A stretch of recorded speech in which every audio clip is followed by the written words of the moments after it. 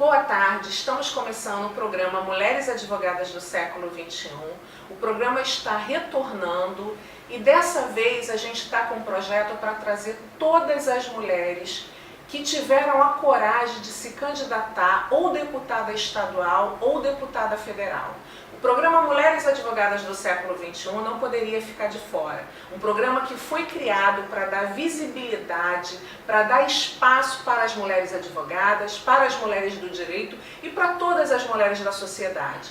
Então, esse momento, que é o momento da democracia, que é um momento importantíssimo para todo o Brasil, principalmente para o nosso estado do Rio de Janeiro, que está sofrendo com muitas mazelas, o programa Mulheres Advogadas não poderia ficar de fora de não trazer todas as mulheres que estão vindo candidata a deputada estadual ou a deputada federal a ter um espaço aqui no estado do Rio de Janeiro para poder se apresentar e falar um pouco sobre a sua campanha e sobre os seus projetos e propostas. E para o nosso primeiro programa eu convidei a advogada Daniela Freitas, que está vindo candidata a deputada estadual pela primeira vez. E ela vai falar um pouco sobre ela vai se apresentar para que você, eleitor e eleitora, tenha oportunidade de conhecer as nossas candidatas a deputada estadual.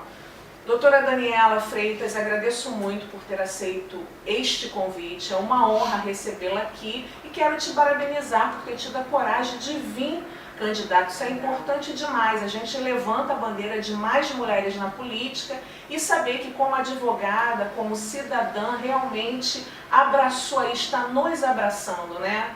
Com certeza. Então fala um pouquinho, se apresenta para o nosso público, conta um pouquinho sobre você. Então, sou advogada, sou militante na causa da feminista já tem algum tempo, eu sou mãe de 2 meninos, e cansei desse momento de ficar reclamando. Eu achei que eu tinha que sair do sofá e fazer política com as próprias mãos. Eu achei que chegou a hora de tentar fazer alguma coisa, não só pelas mulheres, mas por todo esse nosso Estado, porque eu acredito ainda na política, eu acredito no Estado. Eu tenho visto as pessoas aí muito descrentes, né, da política, da situação que está sendo desenhada aí há alguns anos no nosso país, no nosso Estado. Mas eu estou candidata porque eu realmente acredito que eu posso fazer alguma coisa, que eu posso mudar e que eu posso ser a voz de todas as pessoas, não só das mulheres, das crianças, dos animais, porque não, porque eu também tenho essa causa em defesa dos animais, da família. E lá na LERJ eu acredito que eu posso ser a voz dos excluídos, das minorias, porque eu penso que está deixando muito a desejar o nosso Estado na questão da inclusão social. Então eu acho que eu posso ser um mecanismo lá dentro da LERJ de ser a voz dessas pessoas aqui fora, como eu busquei essa voz lá dentro e quando eu precisei eu não fui ouvida, eu não encontrei resposta. Então assim, dentro da minha trajetória, dentro do AB enquanto advogada, de ter feito parte de algumas comissões, de ter presidido outras, eu cheguei no meu limite, onde eu achei que eu não tinha que estar mais sentada numa mesa palestrando, falando para advogados. Não era o público que eu queria atingir. Eu tenho certeza que o público que eu quero atingir está aqui fora. São outras pessoas que não estão indo lá dentro ouvir o que eu quero falar. Eu acho que a gente precisa de prática, a gente precisa de políticas públicas. E não é sentada numa cadeira falando que eu ia conseguir atingir o objetivo que eu hoje almejo. Hoje o meu horizonte é outro. Mas que bom, né? Na verdade você cansou de ficar com os braços cruzados e resolveu agir, ir para a prática, parar de reclamar, né? De apontar para os nossos representantes e vir candidata. Parabéns! Eu gostaria de falar um pouquinho para todos vocês qual é a função do deputado federal. É importante porque muitas vezes o eleitor ele não sabe.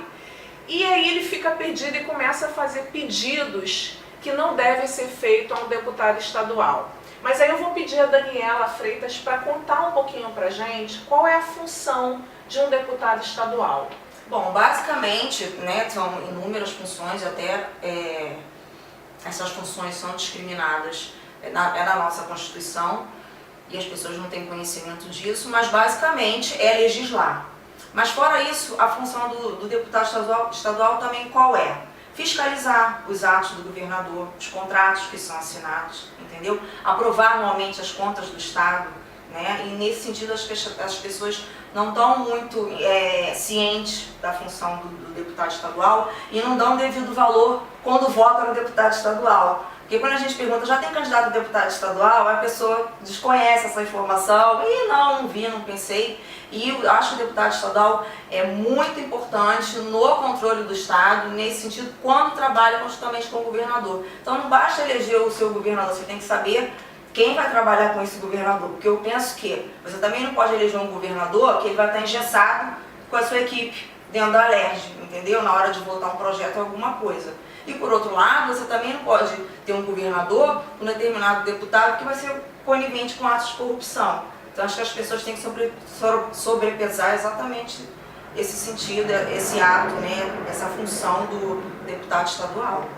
E para falar um pouco sobre todas as mulheres que tiveram a coragem, nossa, difícil agora de falar, tiveram a coragem de vir candidata, fala pra gente, na sua opinião, qual é a importância da mulher na política? Ah, isso é fácil.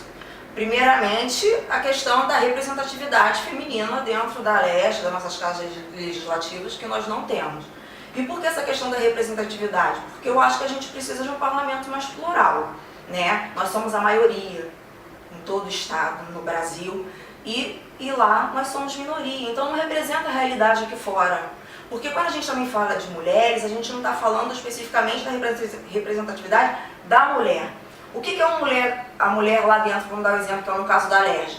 A mulher está representando as crianças, os idosos, porque a gente pensa nisso tudo, nos animais. A gente quando entra lá, a gente tem um ideal, né? A gente entra por uma paixão. A gente não é tão razão como os homens que entram destinado a ter o retorno, né? A gente entra realmente por lutar por determinadas bandeiras, por determinadas minorias, por determinados grupos. E nesse sentido, eu não vejo também só a questão da representatividade. Eu vejo a questão da necessidade da mulher enquanto votar as nossas pastas.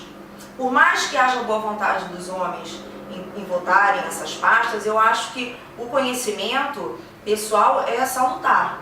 Nós conhecemos as nossas lutas. Então, para a gente levantar determinadas bandeiras e votar por elas, eu acho que precisa ter um conhecimento e, nesse sentido, é a mulher quem tem esse conhecimento.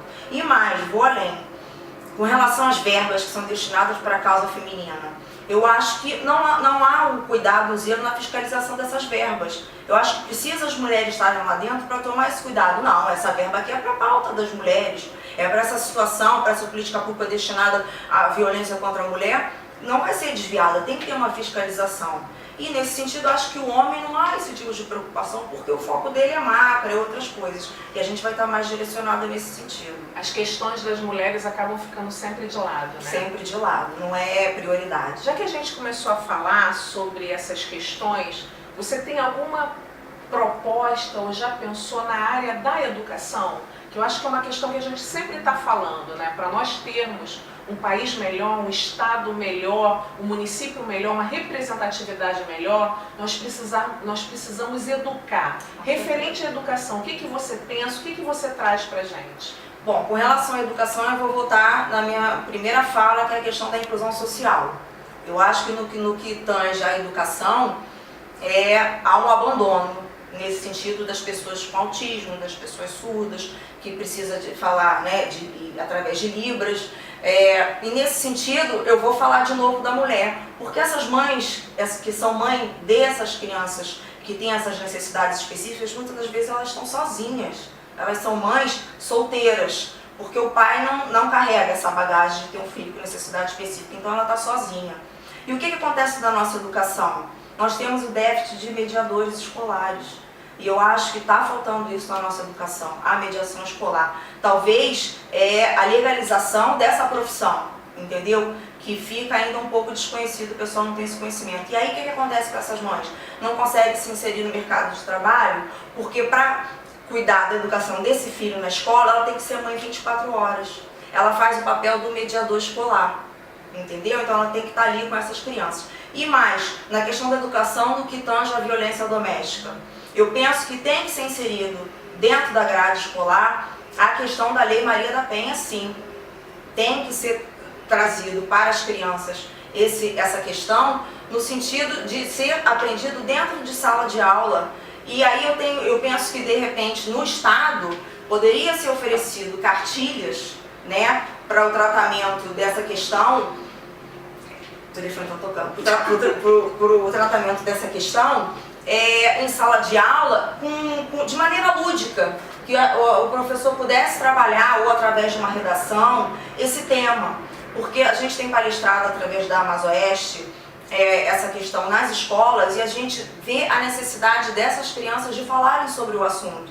Muitos se encorajam até a falar: olha, minha mãe sofreu violência doméstica, o meu pai está fazendo isso e aquilo, e como é que eu faço? Eu denuncio, eu me porto contra o meu pai, defendo a minha mãe, o que eu posso fazer? Então eu acho que isso tem que ser trabalhado, porque através da educação a gente vai não só educar a mulher como se defender, mas o homem que deve respeitar a mulher, não pelo fato dela ser simplesmente mulher, mas ser humano.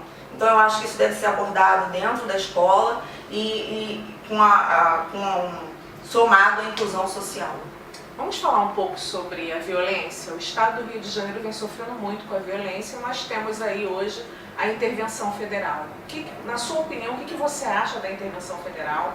Você acha que foi bom, não foi bom? E a nível de segurança pública, o que você pensa? Você já pensou nisso? Tem algum projeto? O que você teria para trazer para os seus eleitores? Olha, com relação à intervenção federal, os dados estão aí, porque não nos deixam mentir, né? Desde que começou, a sensação que a gente tem é que a violência aumentou, né? Eu penso que essa intervenção federal foi para inglês ver. Nesse sentido, a intervenção federal, para mim, Daniela, foi uma intervenção social.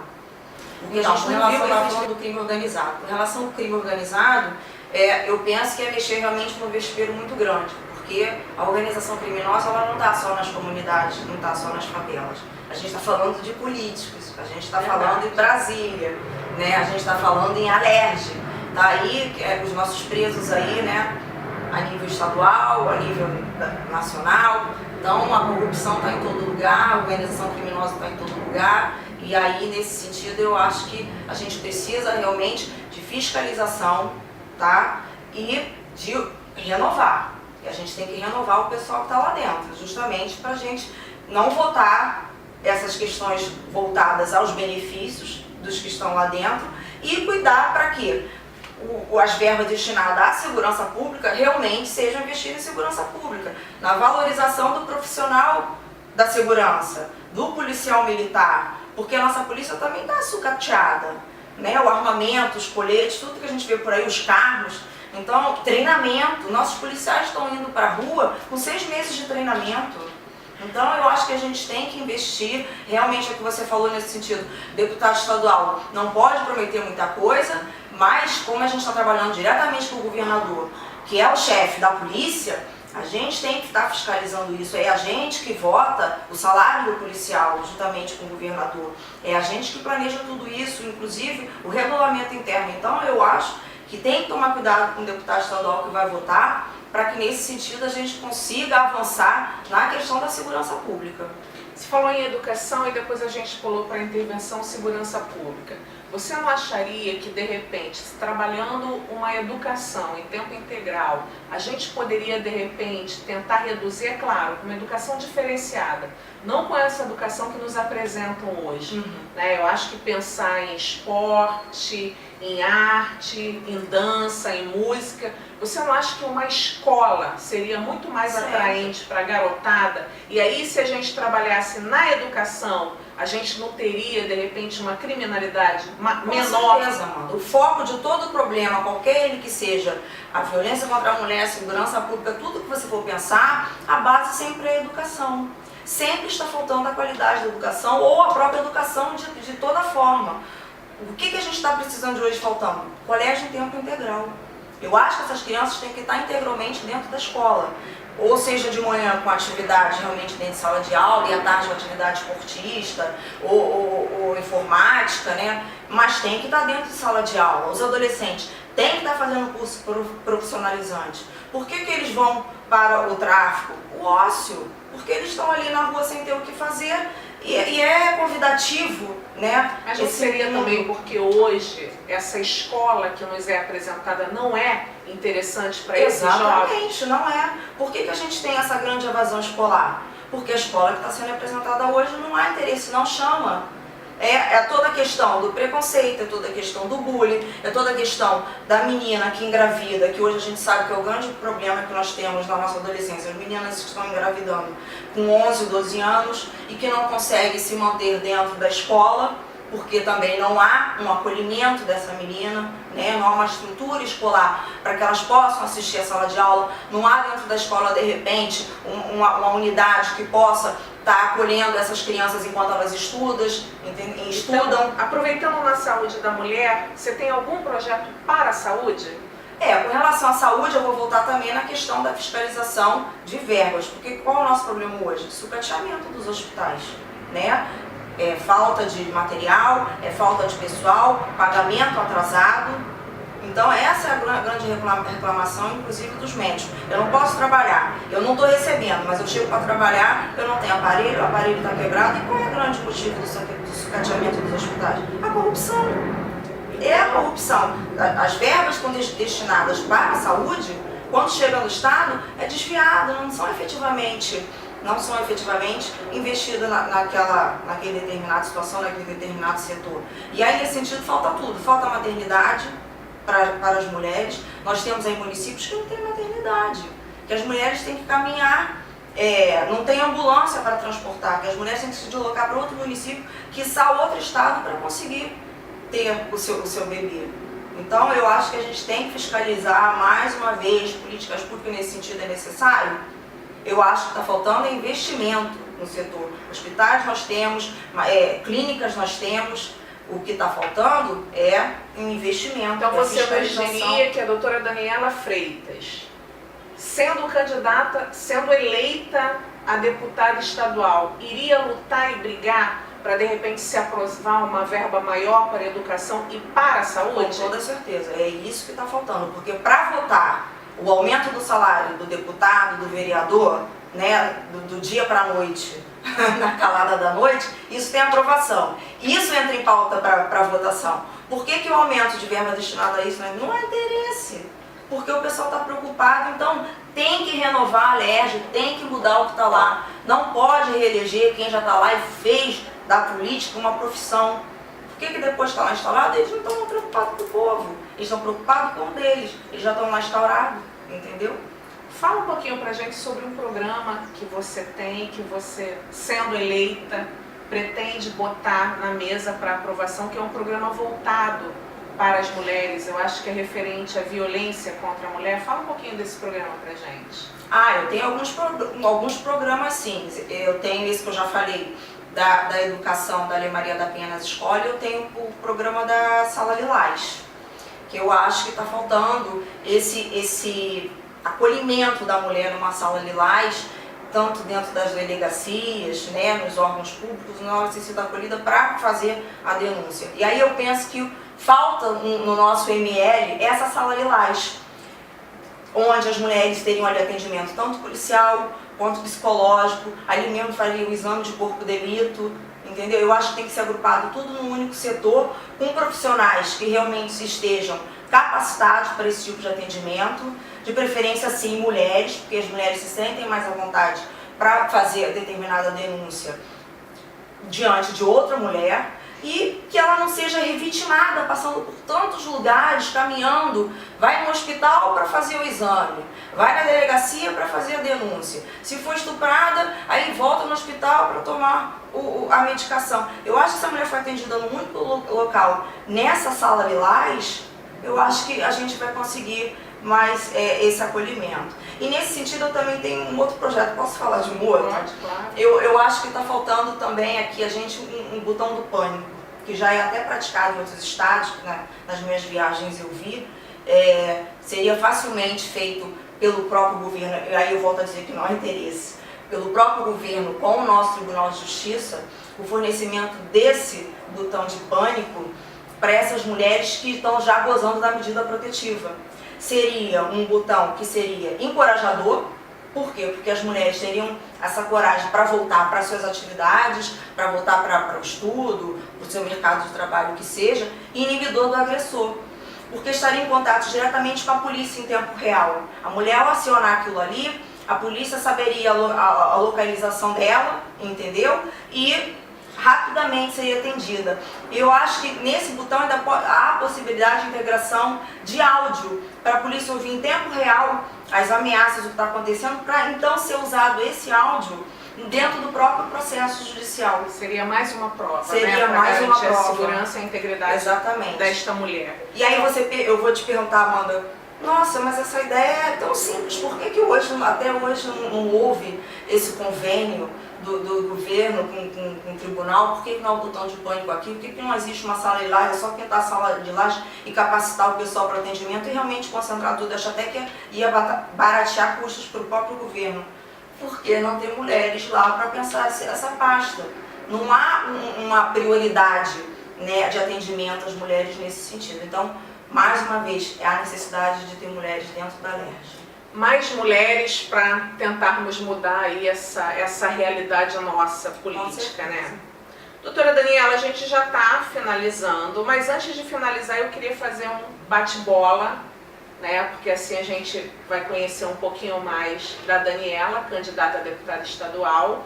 Você fala também depois o seu número, né? Que é importante falar o seu número e o partido qual a candidata está afiliada. Tá. Povo. Prioridade. Saúde. Necessidade de reestruturar. Educação. Também, prioridade. Saneamento básico. Saneamento básico, acho que a gente tem que atender as comunidades. Moradia. Também. Eu acho que como já tem candidatos ao governo do estado falando por aí, a gente tem que investir na valorização do pessoal que mora em comunidades. Dar CEP para eles. E por que votar na Daniela Freitas? Votar na Daniela Freitas porque a Daniela Freitas, além de ser ficha limpa, a Daniela tem coragem para mudar, a Daniela está enfrentando várias adversidades, a Daniela, por ser candidata, mulheres na política, a gente não falou sobre isso, mas eu gostaria de pontuar aqui, tem a resistência machista, no sentido de desencorajar. As falas que eu mais escuto está se aventurando, você não tem verba. Eu não tenho verba, mas eu tenho verbo, eu tenho palavra, eu tenho a minha palavra do que eu vou fazer e de que eu posso ser, sim, um veículo de comunicação de quem está aqui fora com a LERJ. Porque a Daniela, se for eleita, a Daniela não vai ficar trancada no gabinete de porta fechada, não. A Daniela vai estar lá para atender, a Daniela quer parceria. Porque quando eu penso que um candidato entra, quem entra com a gente é a sociedade, existe uma parceria de trabalho. Eu não posso me fechar no gabinete, nem tenho esse interesse. Eu acho que depois que a gente entra, a gente tem que continuar caminhando com o povo e ver quais são as necessidades do povo, porque o mundo é dinâmico. O que hoje a Daniela pode estar falando ou prometendo, que muitas das vezes eu não gosto nem de fazer promessa, eu fiz um canal para atendimento, eu quero ouvir o que o povo está precisando.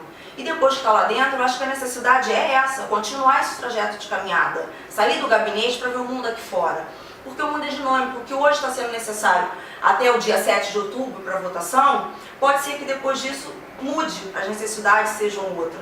Então o que eu penso é isso, Daniela merece ser votada, porque a gente precisa renovar a LERJ, a gente precisa ter mulheres lá dentro, porque a Daniela tem palavra, porque a Daniela tem coragem, porque a Daniela está enfrentando todo o machismo e resistência. Quando eu resolvi que a Daniela está vindo pelo Partido da Mulher Brasileira, que é um partido novo, um partido que só tem 2 anos, é um partido de mãos limpas, com coragem para mudar, para mostrar a força da mulher, entendeu? E porque a Daniela está prometendo aqui para vocês que a Daniela, se uma vez entrar, que a Daniela vai ser a voz de vocês lá dentro e vai estar disponível sempre, as portas do gabinete vão estar abertas. Então, compete a minha frase. Se eu votar em Daniela, eu estarei lavando a corrupção, fascinando a LERJ e promovendo a mudança que o Brasil precisa, que é mais mulheres na política. Então votamos mais em mulheres, que eu acho que está no momento de nós termos realmente mais representantes femininas.